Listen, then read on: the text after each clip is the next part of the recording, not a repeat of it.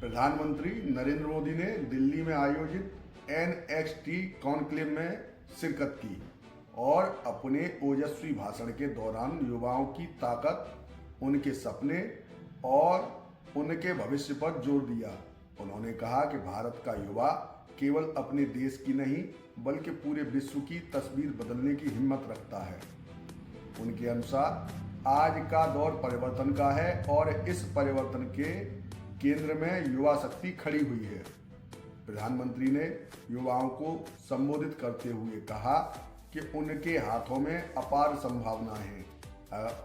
अगर वे सही दिशा में आगे बढ़ें तो भारत को नई ऊंचाइयां मिल सकती हैं।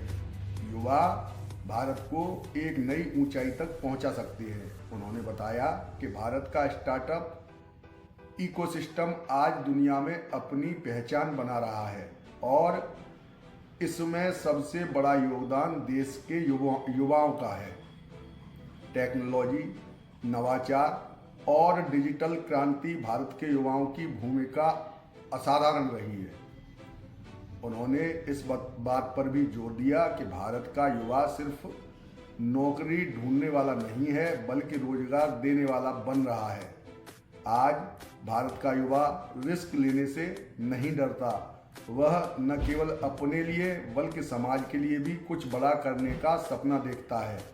यही आत्मनिर्भर भारत की असली ताकत है। प्रधानमंत्री ने कहा, अपने भाषण में उन्होंने युवाओं को आत्मविश्वास से भरने का प्रयास किया और उन्हें बताया कि उनके प्रयासों से भारत दुनिया की एक अग्रणी शक्ति बनने की ओर बढ़ रहा है। उन्होंने कहा कि सरकार भी युवाओं के समर्थन में कई योजनाएं चला रही है जिससे वे अपने सपनों को हकीकत में बदल सकें। प्रधानमंत्री ने युवाओं को सलाह दी कि वे केवल नौकरी पर निर्भर रहने की मानसिकता से बाहर निकलें और खुद को एक लीडर, एक इनोवेटर एवं एक चेंज मेकर के रूप में विकसित करें। उन्होंने उदाहरण देते हुए बताया कि कैसे भारतीय युवा आज space technology, artificial intelligence, health care और कृषि जैसे क्षेत्रों में दुनिया में अपनी धाक जमा रहे हैं। उन्होंने कहा कि भारत आज जिस गति से आगे बढ़ रहा है उसमें युवाओं की भागीदारी सबसे अहम है। युवाओं का साहस, मेहनत और संकल्प ही भारत को एक विकसित राष्ट्र बनाएगा। उन्होंने ऐसा कहा। आइए देखते हैं प्रधानमंत्री नरेंद्र मोदी ने अपने भाषण में और क्या कहा। भारत का युवा विकसित भारत का सबसे बड़ा लाभार्थी है और सबसे बड़ा स्टेक होल्डर भी है। इसलिए भारत का युवा हमारी बहुत बड़ी प्राथमिकता है। नेशनल एजुकेशन पॉलिसी ने बच्चों को किताबों से आगे, कहीं और आगे बढ़कर सोचने का अवसर दिया है। मिडिल स्कूल से ही बच्चे कोडिंग सीखकर एआई और डेटा साइंस के फील्ड के लिए तैयार हो रहे हैं। अटल टिंकरिंग लैब्स बच्चों को इमर्जिंग टेक्नोलॉजीज का हैंड्स ऑन एक्सपीरियंस दे रही है। इसलिए इस साल के बजट में हमने 50,000 नई अटल टिंकरिंग लैब्स बनाने का ऐलान किया है।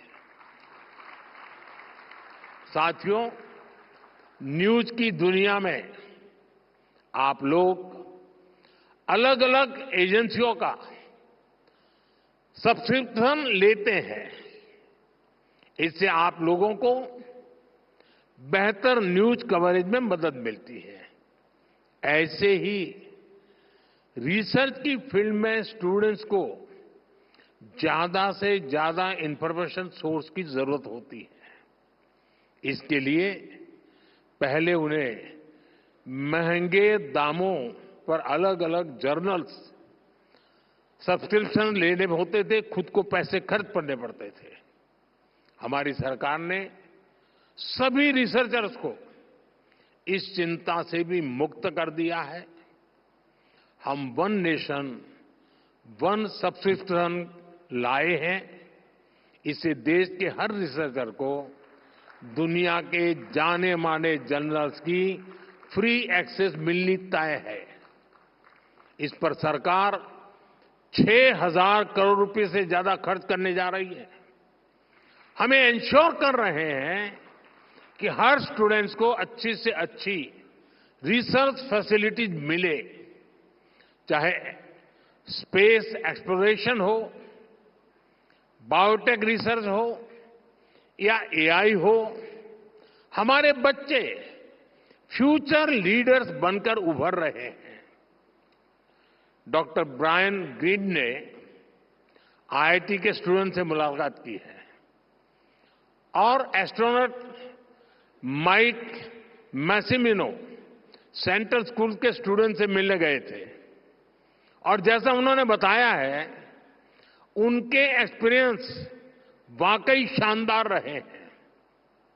वो दिन दूर नहीं जब भविष्य का कोई बहुत बड़ा इनोवेशन भारत के किसी छोटे से स्कूल से निकलेगा।